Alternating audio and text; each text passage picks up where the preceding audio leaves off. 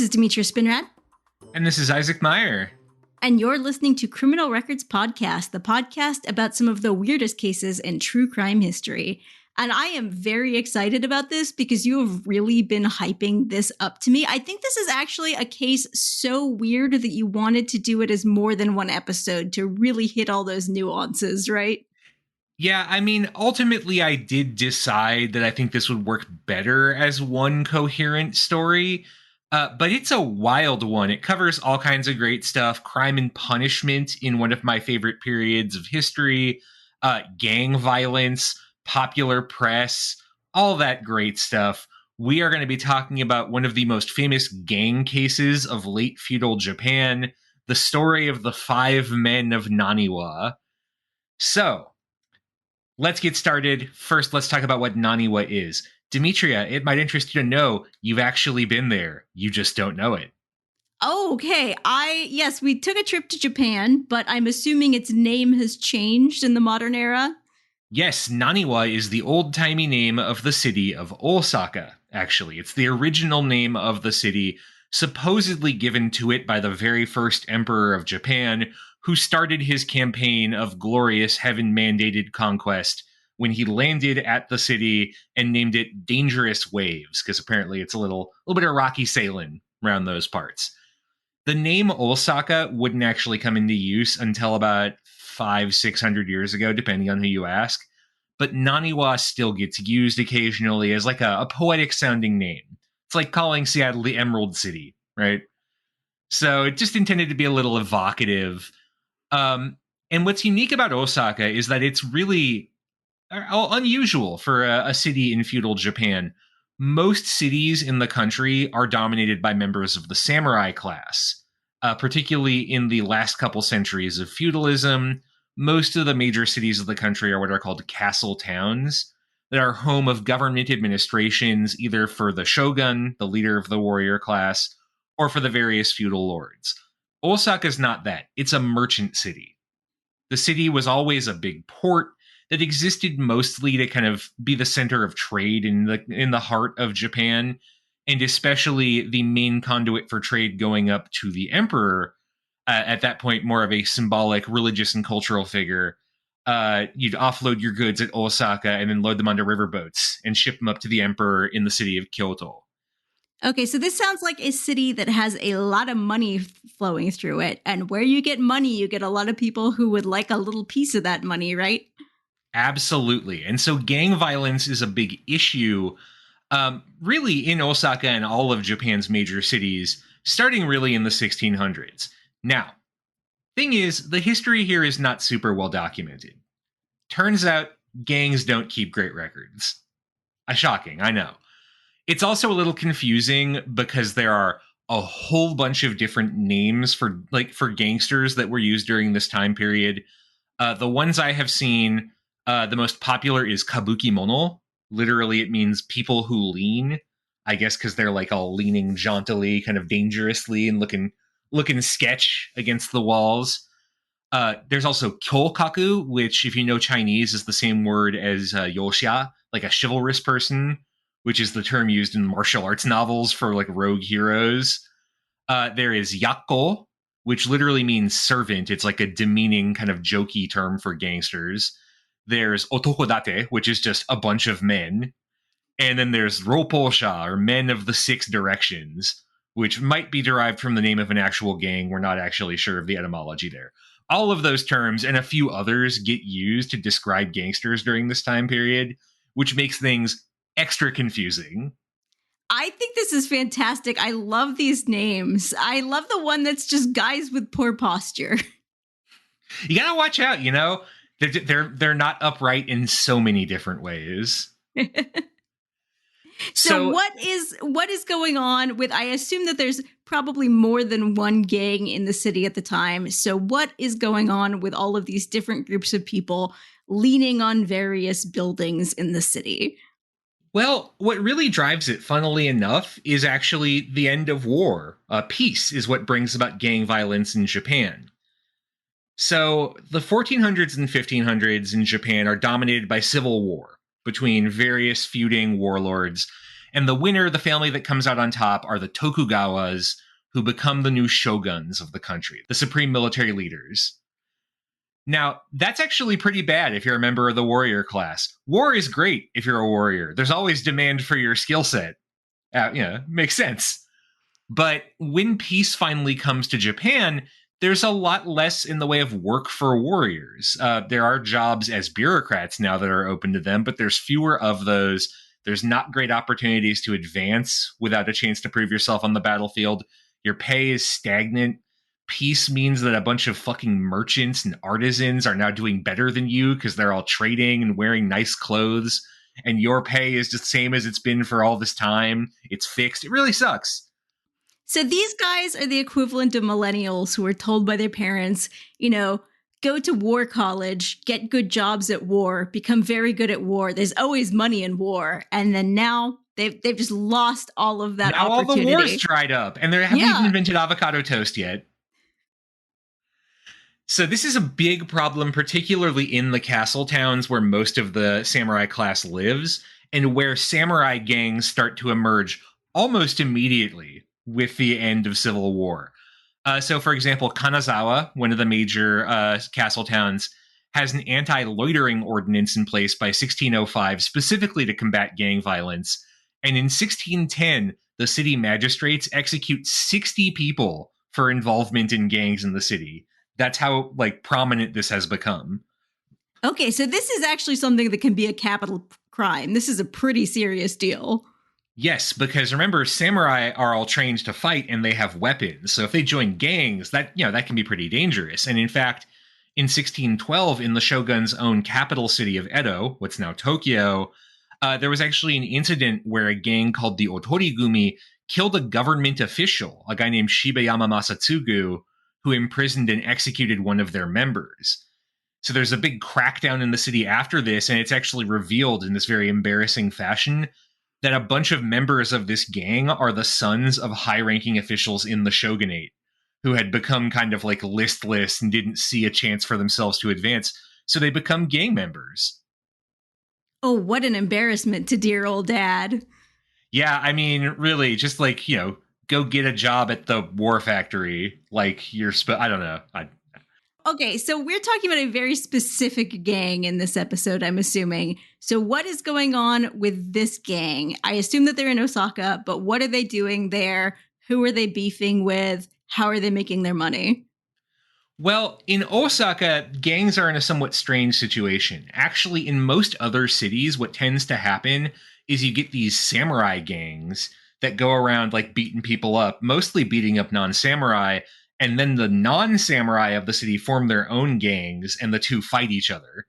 So this happens a whole bunch in Edo, for example. Fascinating. So is there not a police force that is trying to go up against these gangs in an organized way? There is, but it takes them about a century to really ramp things up. So Edo, for example, has huge outbreaks of gang violence in the 1600s. And by the late 1600s, the city has over 2,000 guardhouses set up throughout its various quarters to try and crack down on this. And that massive policing surge is what doesn't get rid of gangs. It really pushes them underground, where they go into things like money laundering and gambling and become the ancestors of the modern Yakuza. Okay, so the police force is sort of militarizing not against the general populace, just sort of random crimes, but it actually has to fight organized gangs of trained warriors. Yes, who are also fighting each other. But Osaka, again, is kind of weird because it's not really a samurai city. There's a very small samurai population, but most of it is townsmen, right? Most are merchants who make money through trade.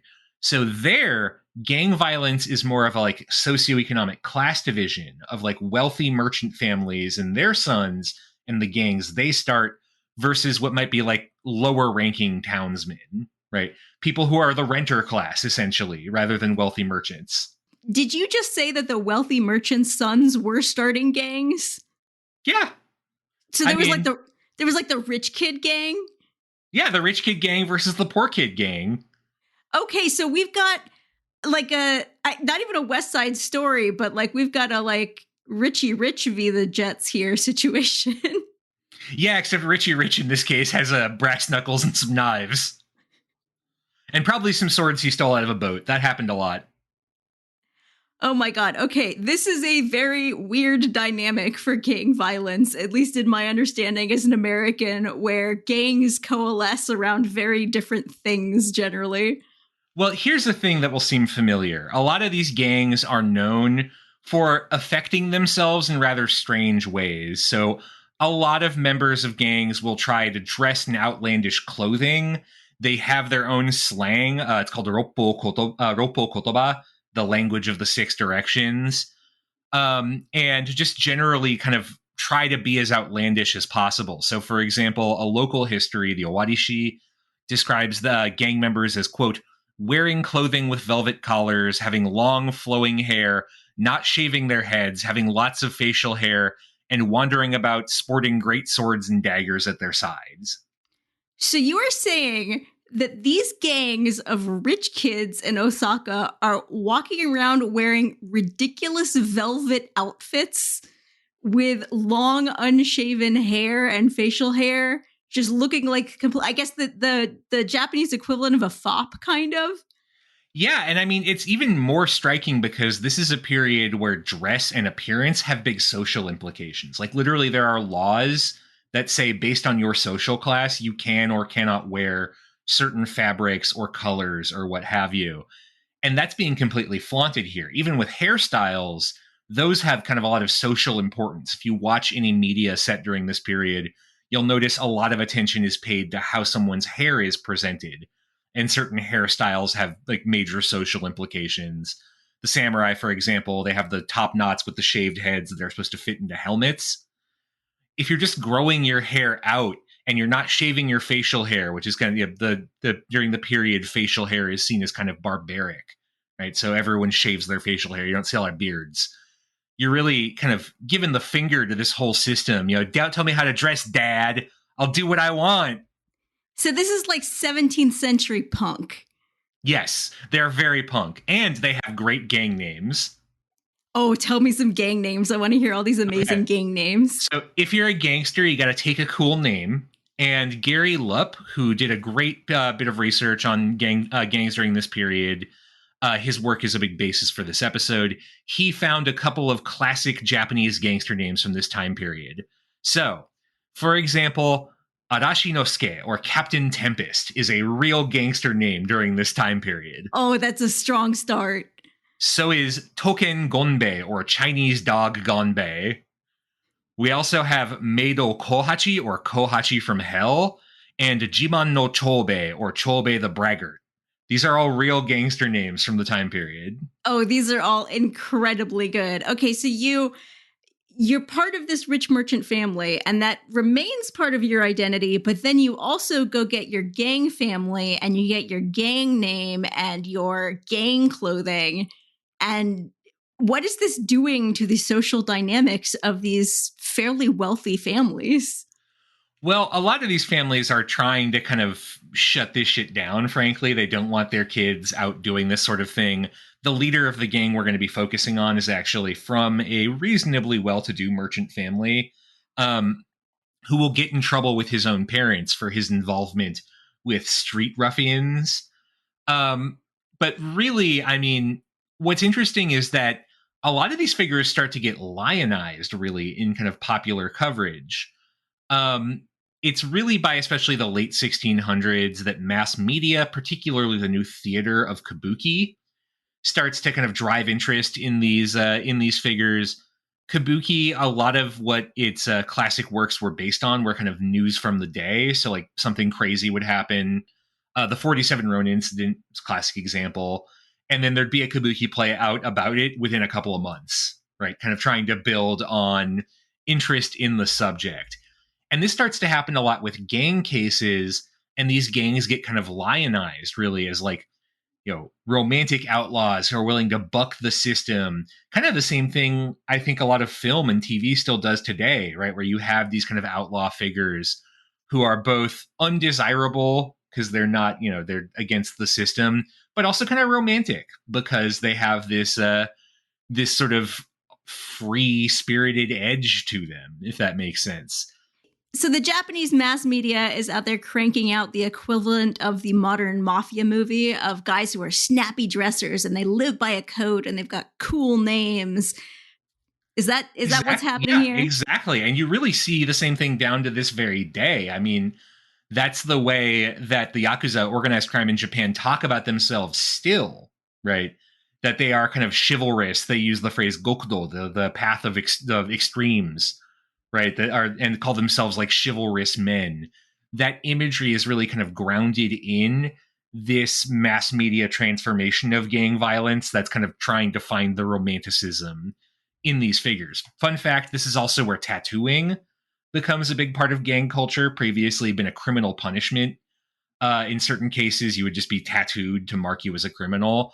But the gangs try and kind of flip it and make it like part of their identity. And you get these elaborate like back tattoos, like the ones you always see in any Yakuza movie that's made in Japan.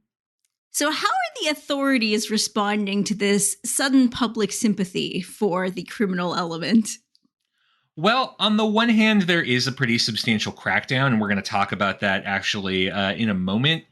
On the other hand, one starts to suspect that the kind of care taken to document some of these cases might be so that that documentation can then be slipped to an enterprising kabuki playwright to, kind of facilitate the process in exchange for a bit of a kickback, which brings us actually to our gang.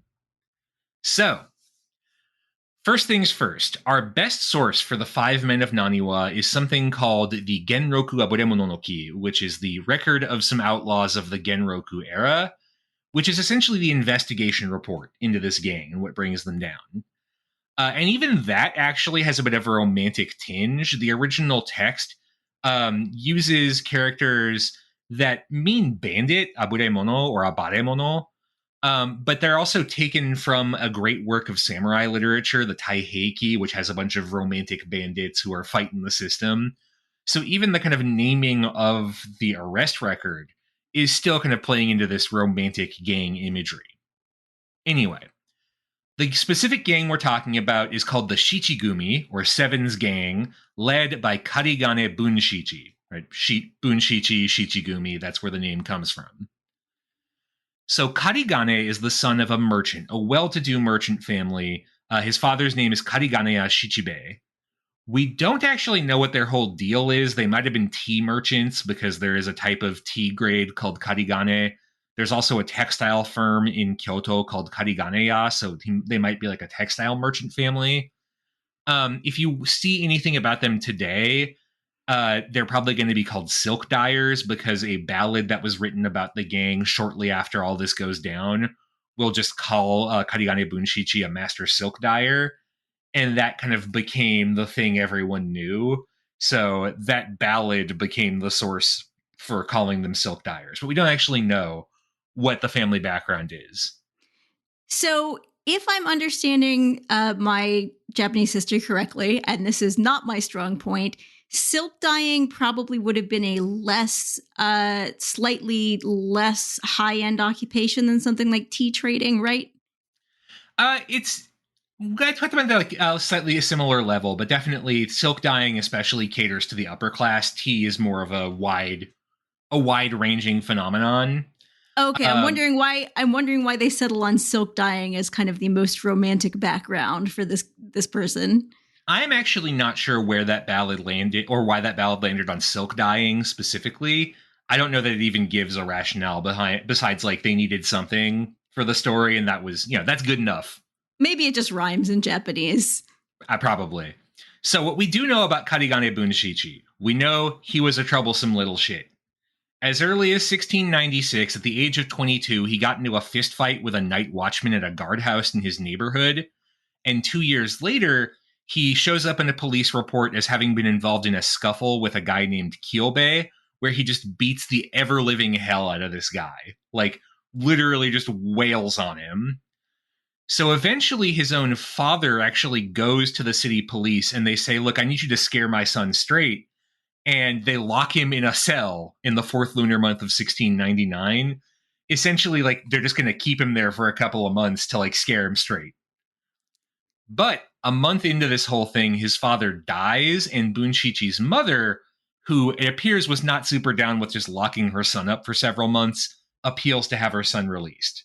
So he is not scared straight. He only does a month of time. So this sounds like a kid who, A, seems like he has a pretty legitimate reason to distrust his own family, and B, has a pretty legitimate reason to distrust authority figures in general. So this is a guy whose life of crime seems pretty laid out for him. Absolutely. And by this point, he's also got friends in some pretty low places. That will happen if you lock your children in jail as a formative experience. Yeah, turns out some things are consistent across time and place. Prison actually does not do a good job of putting people back on the straight and narrow. So Bunshichi was already friends by this time with a guy named Gokuin Senemon, who'd been born in 1679. And Gokuin also has a bit of a rep. As far back as 1697, he shows up in police records as starting massive brawls. And he was apparently particularly famous for doing this in the pleasure quarters of Osaka, the districts where licensed brothels could operate. So he would go there, party it up, and then just start fistfights with random passerbys. So, real classy dude. And in the 10th lunar month of 1699, these two men actually are recorded as having been a part of a fight in one of Osaka's brothel quarters in Tobita Shinchi, where they actually beat a man named Shikano Chobe to death. And Gokuin Senemon confessed later to having assaulted at least 10 people over the course of his short criminal career. So, a real prince. So why are they beating? Are they just starting fights for fun? Are they robbing people? Why are they getting into so many fistfights?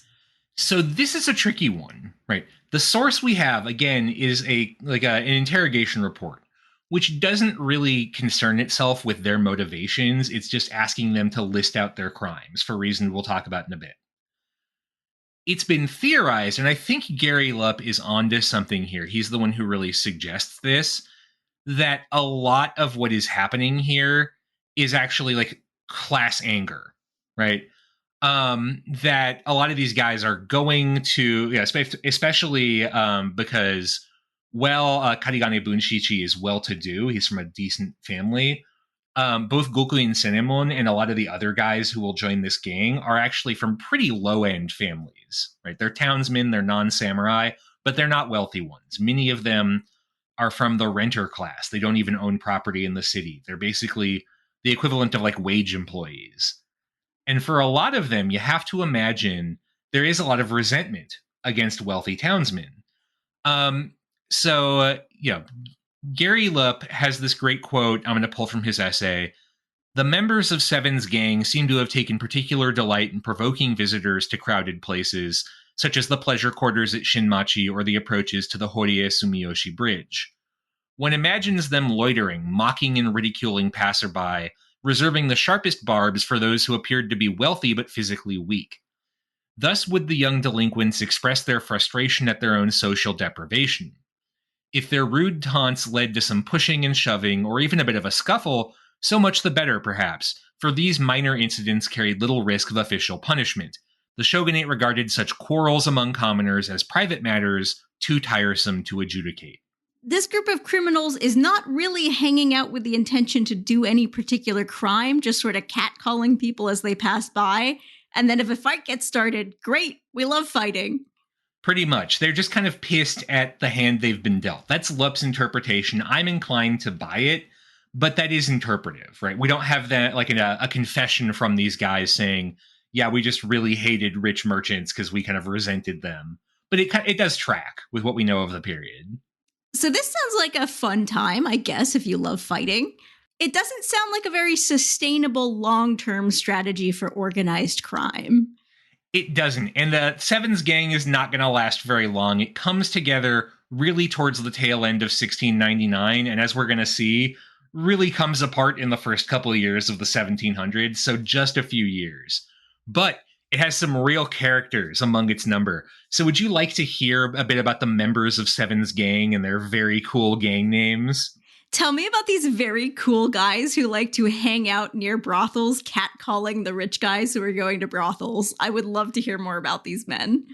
Okay, so first we have An no Hebe, An meaning hermitage, so I guess Hebe the hermit, who was born in 1672, likely based because he's much older than the others. He's 28 as of 1700. He was the head of another gang that then got folded into Seven's gang, but we don't really have much about him except that apparently he attacked people with a sword in 1699. So, rough customer. Next, we have Hote, or the wealth god Ichiemon, born in 1673.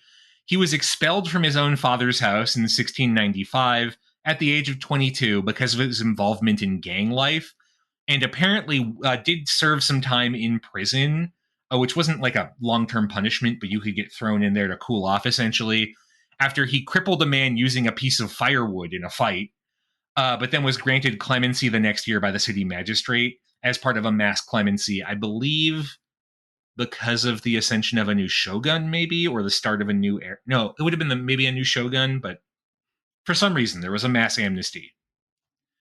Then we have Kaitate no Kichiemon, born in 1676, who apparently just really liked to stab people.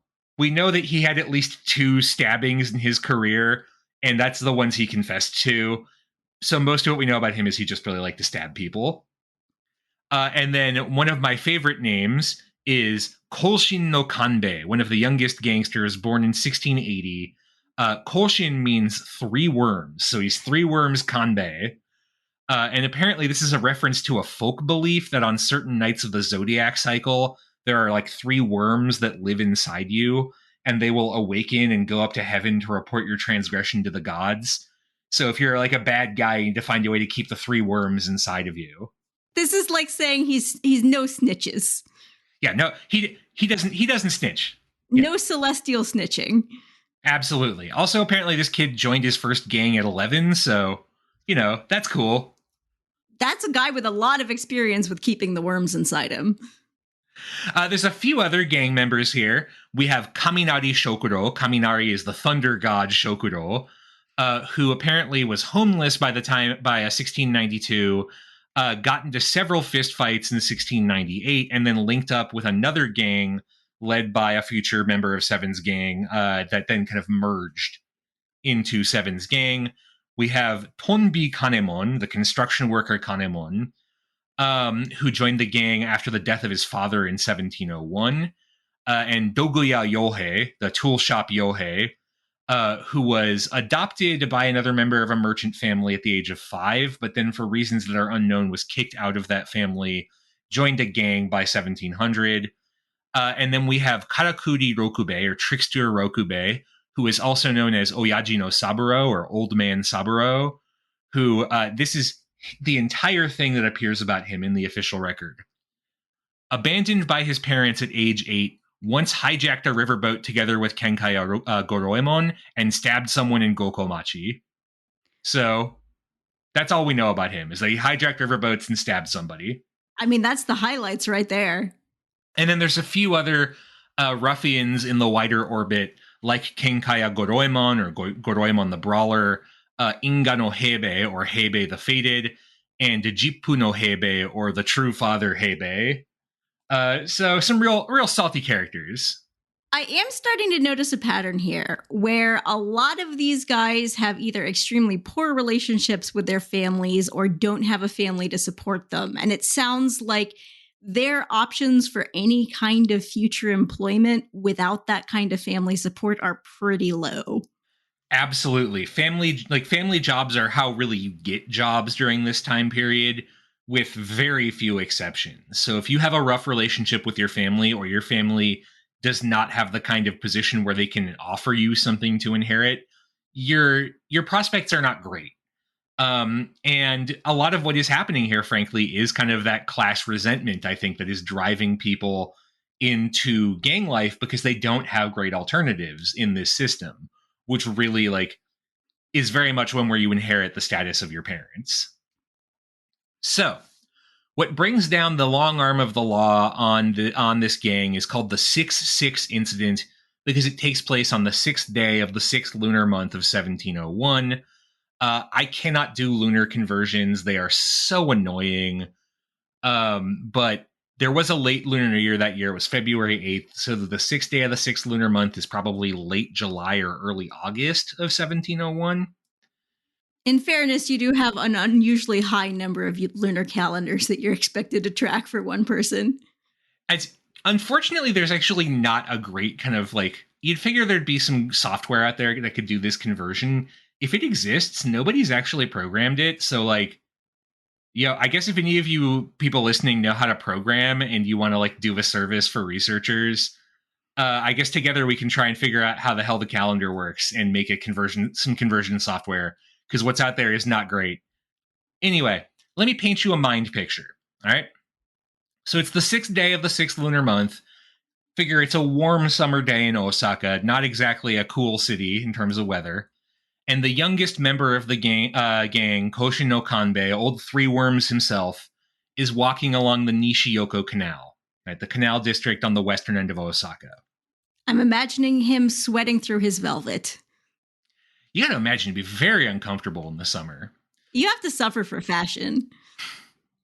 Along the way, for unknown reasons, he gets into an altercation with a guy named Miyaka Kanbei, a member of the merchant class, clearly well-to-do, I think, because he has a servant named Goro.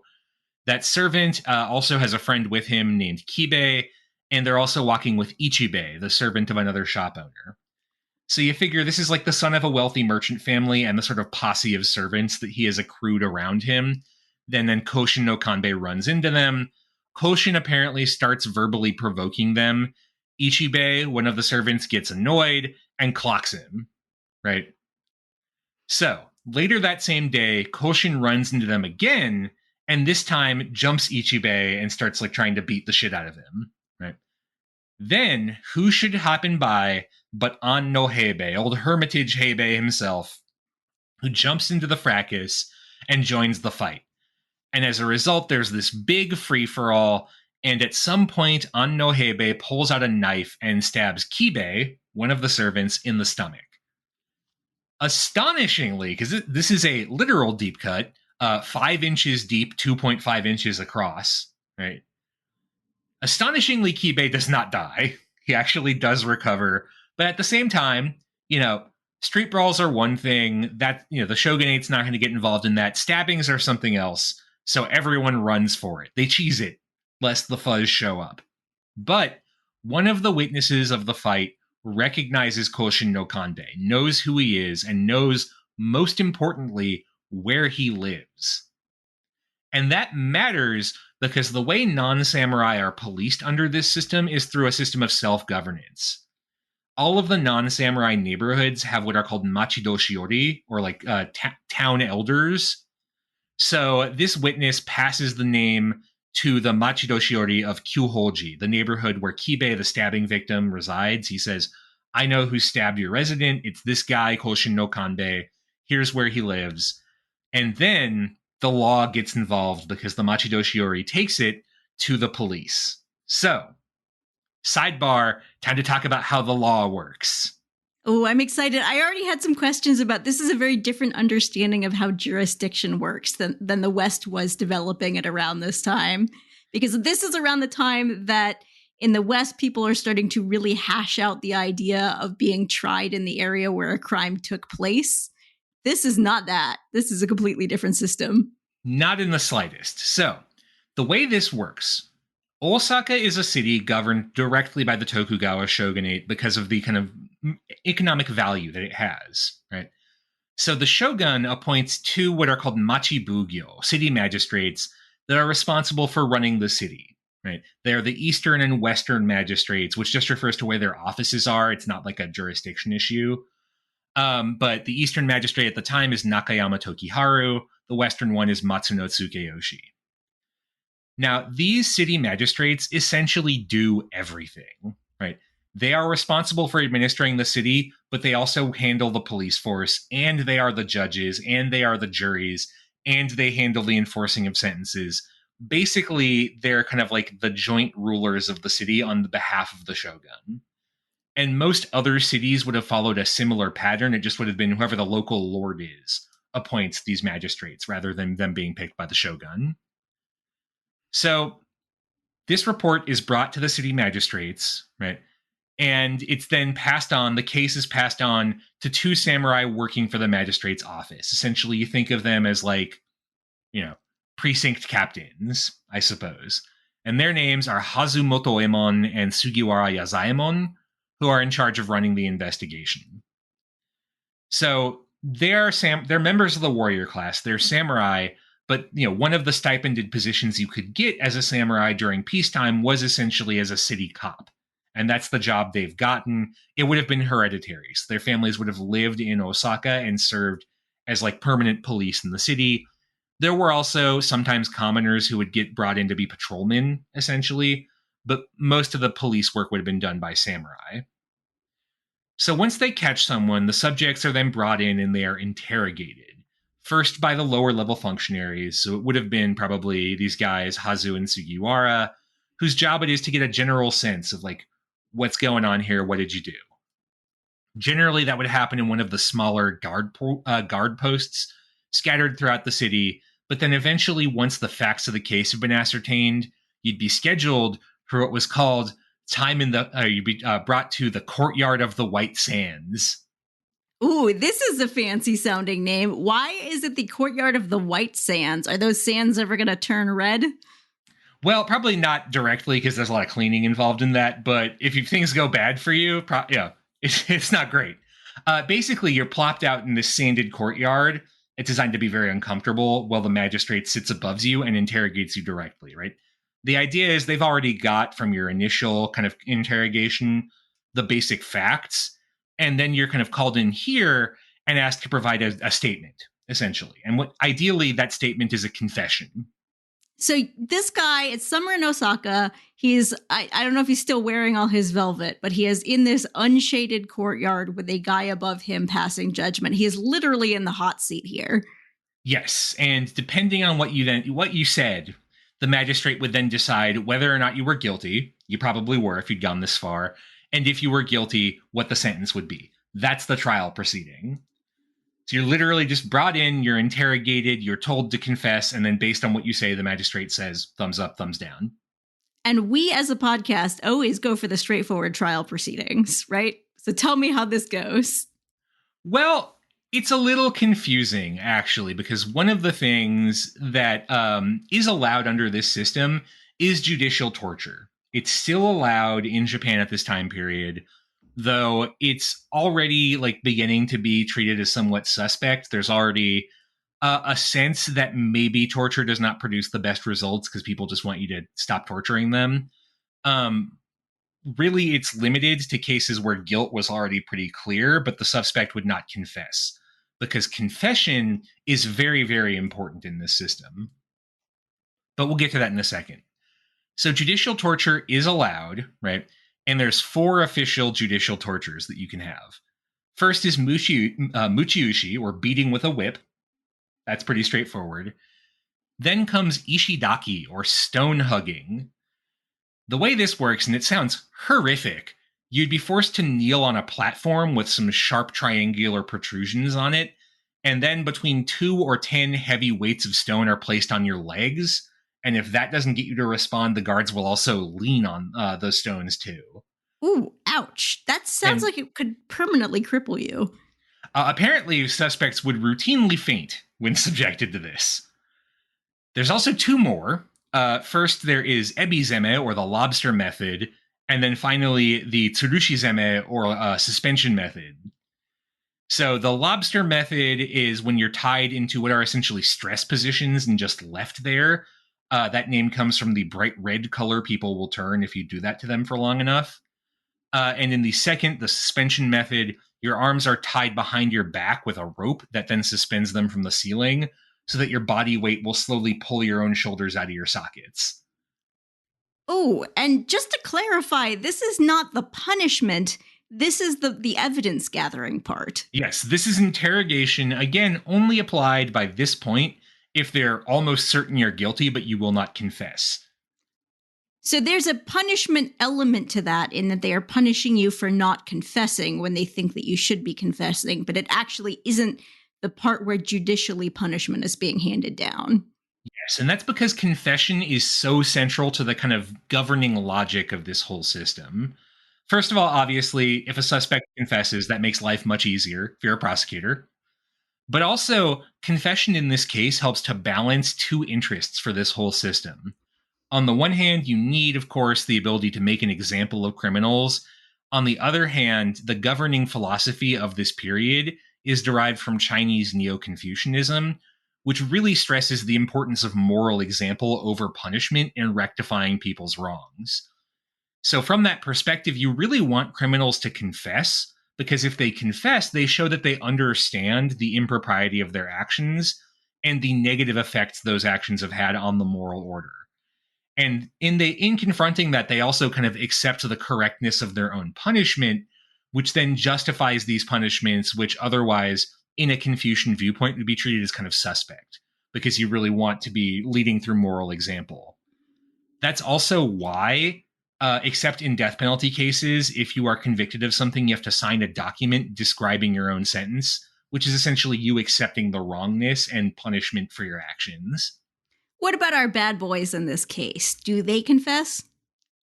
Pretty quickly they crack, actually. So, Hazu and Sugiwara interview the stabbing victim and his friends for their account.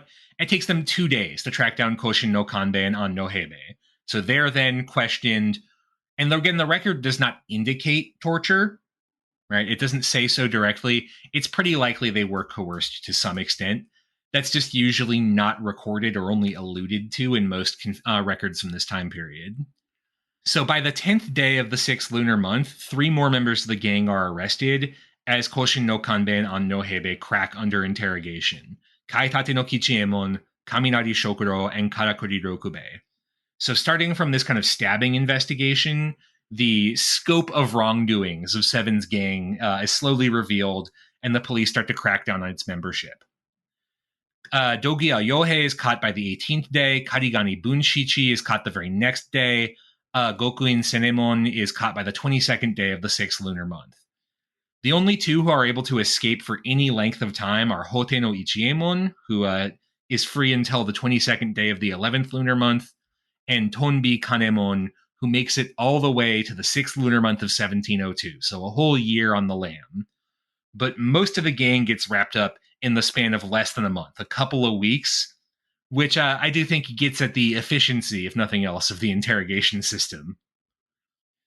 So the actual verdicts are not delivered until the 2nd lunar month of 1702. So about 8 months or so after the case itself. In the interim, the gang members are repeatedly interrogated, with the goal being to establish kind of the history of their criminal careers, to get a sense of the scope of the gang's activities. That's why this source, the interrogation and arrest records, is, the best source we have, really the only one we have about the gang and its membership. So, what makes this particular criminal trial something that is so extraordinarily well recorded? Beyond the fact that, of course, people are taking a look at this to see if any good material for kabuki plays might come out of it. I mean, that's really honestly what drives it. Osaka is kind of a commercial center and a center of art more than anything else. It's, a home for kabuki, for bunraku, the puppet theater. And these always need fresh stuff, right? I mean, so you see this incredibly rapid turnaround of material from kind of the headlines, I suppose, to actually being on stage. Actually, this is right around the same time as the 47 Ronin incident. And famously, there was a kabuki play about the 47 Ronin within 10 days of the 47 Ronin committing suicide. The ripped from the headlines puppet plays, all these puppeteers are out there going, what grisly crimes can we make puppet plays out of? Yeah, I mean, and first one to get there, you have that kind of baked in advantage. So there's a big rush. So there was Law and Order Puppet Edition in feudal Japan. Absolutely, and really quickly, too. So ultimately, the members of Seven's gang, their fates are not great. 5 of the group are executed in the 8th lunar month of 1702. Those are An no Hebe, Gokuin no Senemon, Hote no Ichiemon, Kaminari Shokuro, and Karigane Bunshichi. A bunch of the others die in prison. One, Doguya Yohei, is banished. The only ones we don't know what happened to a gang member named Mipiki Jihei, and we don't actually know what happened to 3 worms. there's no record of his fate.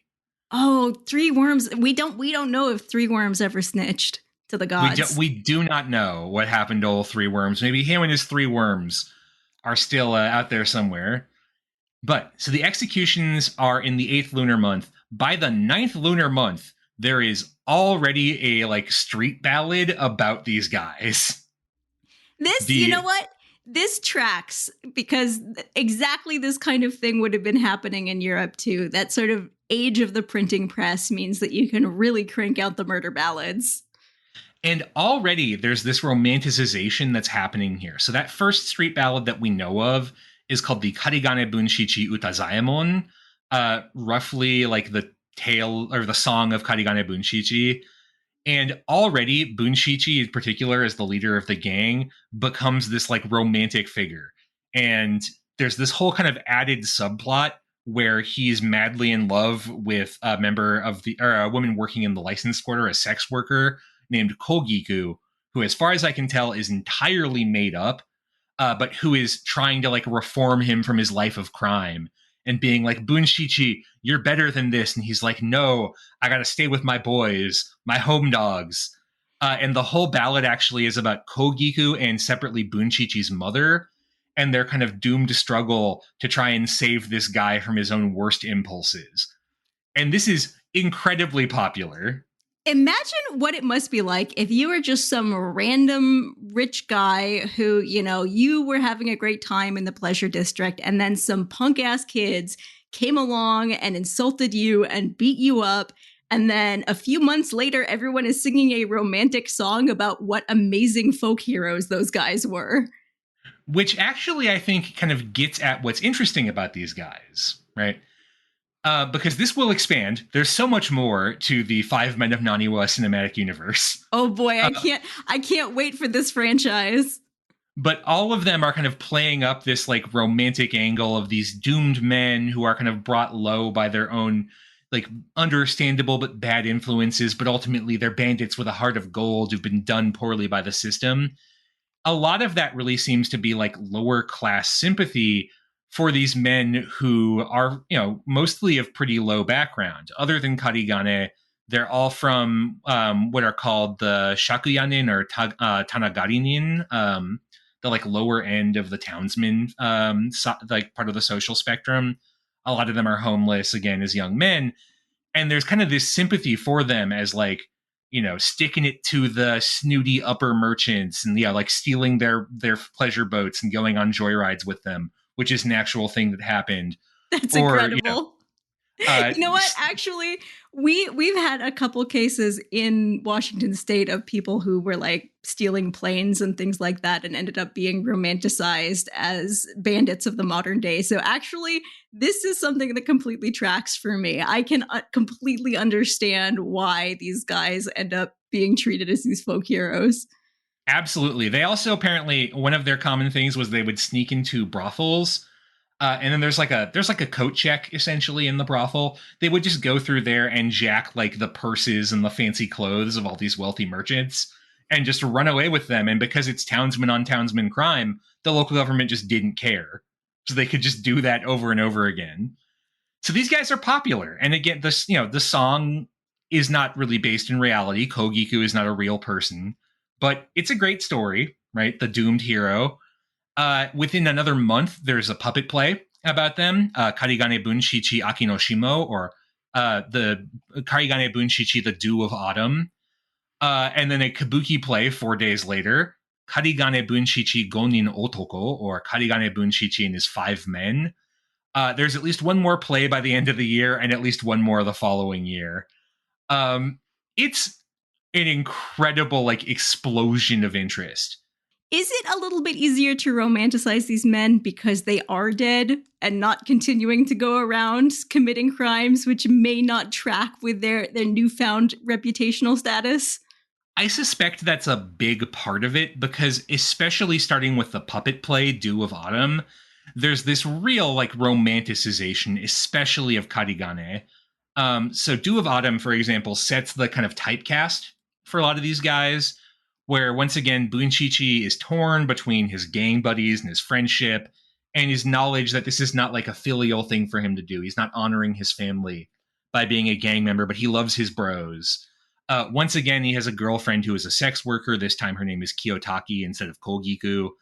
And she tries to get him on the straight and narrow. And of course, he promises her that he will do that only like literally on his way home to be drawn into the fight that then brings down the arm of the law upon him.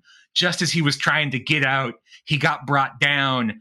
And the final scenes of the play are actually Kiyotaki sneaking over to the temple where his severed head would have been displayed as a warning to other criminals and stealing it so that she can take it to a monk to perform services for his soul. And then because she does this, she accumulates a lot of good karma and becomes famous and prosperous herself. And that becomes kind of the traditional way of rendering the story. There's kind of a happy ending because he gets good karma and presumably his soul is in repose in the afterlife and he gets a better rebirth. And she, because she did this valorous thing for him, also is prosperous. I bet the scene with the stealing the head is absolutely incredible with Bunraku puppets. I mean, there's some elaborate puppets. There's also like a few of these just get completely insane. So there's a 1718 play called Kinpira Kaminari Shokuro, Kaminari Shokuro the Swashbuckler, where the story, like the same story happens with the gang, but now it's set in the 1100s and in the city of Kamakura on the other side of Japan. But also a bunch of the action also happens in Edo, not Osaka, but Edo during the present day. And there's a big fight in the licensed quarter and a wholly separate meta plot about a righteous lord and his rebellious retainer, and also a tengu, a type of like goblin spirit and a member of the imperial family. It gets really wild. Like, it's a completely separate story that they're again kind of grafted into as like stock characters who can kind of, yeah, I don't even know how to describe it. It would be like if you have this kind of intense drama and then halfway through, like Iron Man shows up to come beat up the villain of this like serious drama and be like, that's why you shouldn't be a dipshit. That's incredible. I'm really curious about this because this seems like fairly anti-establishment sentiment happening in the world of fiction and dramatized true-ish crime at this point.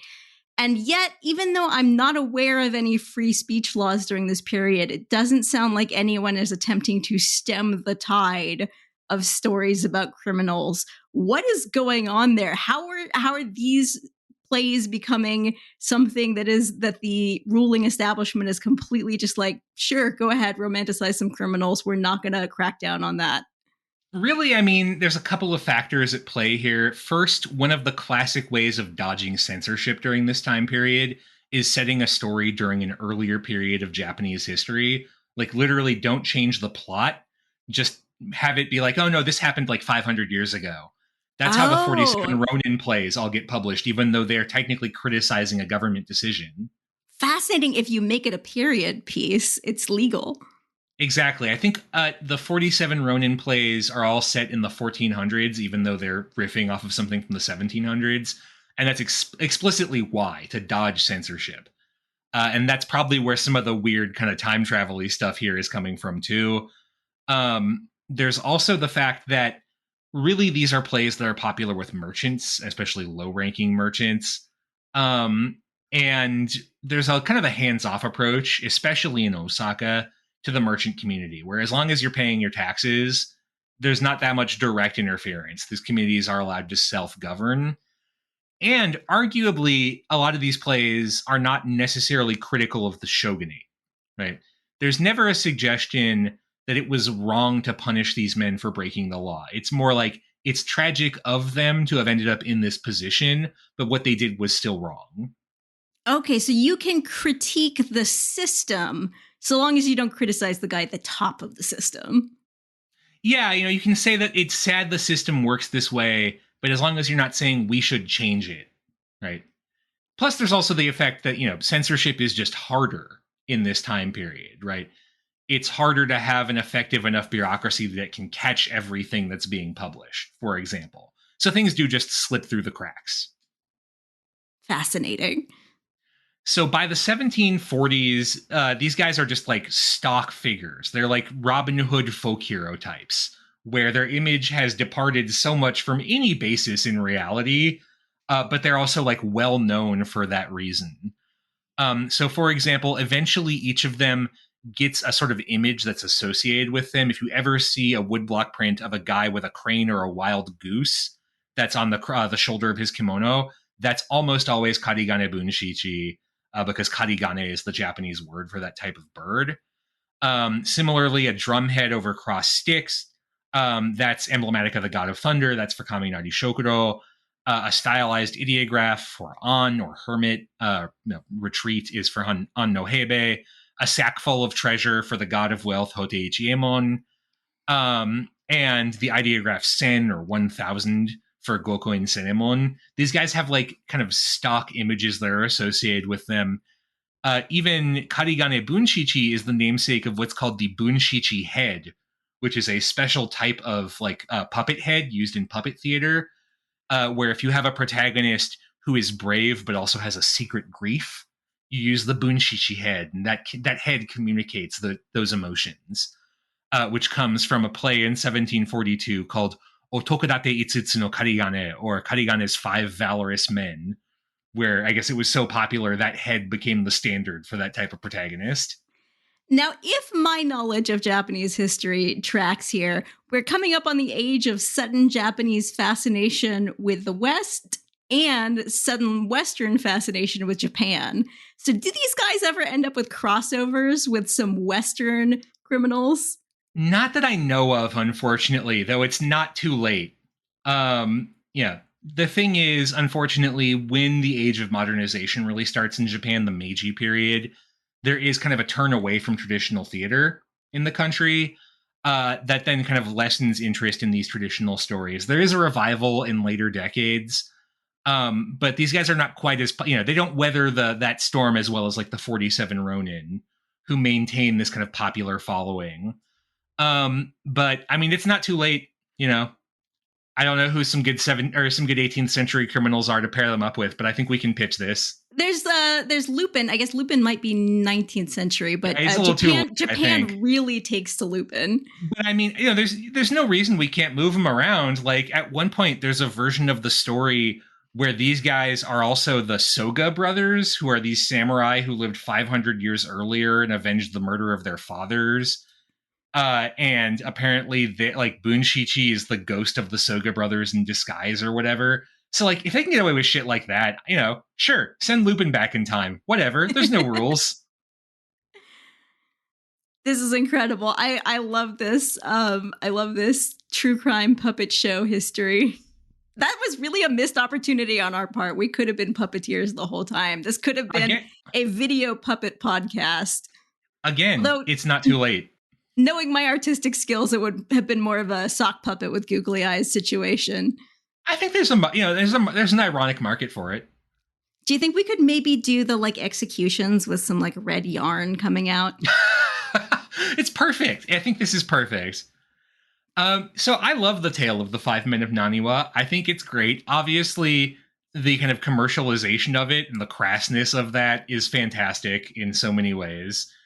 But also there's this kind of really interesting theme of like crime as an outlet for class anxiety that you see all over the world. I mean, that even the idea that like the lack of economic opportunity drives people to gangs, right? And that punishment doesn't really get them out because they don't have alternatives, basically mirrors a lot of discussion around crime and punishment we're still having in the year 2023. Like, it's interesting how much there's kind of overlap in the concerns around what drives crime and what drives people to be interested in crime, and especially that kind of resentment of wealth and power that occurs here and that is also occurring today, which is why I really like this story. I think it's indicative, even in a very different context, of these kind of shared social concerns. Yeah, I brought up mafia movies earlier, which I feel like is probably our best modern parallel. A lot of the sort of worrying about the current trends in true crime tend to be worrying about, people glamorizing or talking too much about things like serial killers. But I feel like the sort of mafia idea of like a cool outsider, someone who dresses really well, who is clever and has almost a noble heart in some ways, but is still locked out of the system. I feel like that's a more obvious parallel. Yeah, I mean, it is kind of the gangster with the heart of gold, which, you see across time and space. I guess, it really is something that appeals to people, probably because there have always been unfair systems, and every so often we all kind of wish that we could just rough up. I would like Jeff Bezos be the equivalent here. I mean, that's just good common sense. So, if any of our listeners would like to suggest any additions to the cinematic 5 Men of Naniwa universe, where can they find us?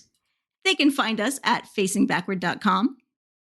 You can also find us on Tumblr at tumblr.com/blog/facingbackward. I'm going to try to find some puppet stuff that I can cross-post to that Tumblr because I'm just obsessed with the idea of puppet true crime now. And we also have our delightful patrons who support this podcast through the network Patreon at patreon.com/facingbackward. We appreciate you and value you and the ways in which you have enabled us to spend a bunch of time talking about criminal puppets. Yes, thank you so much. I want to give special shout outs to patrons who pledged at the shout out tier.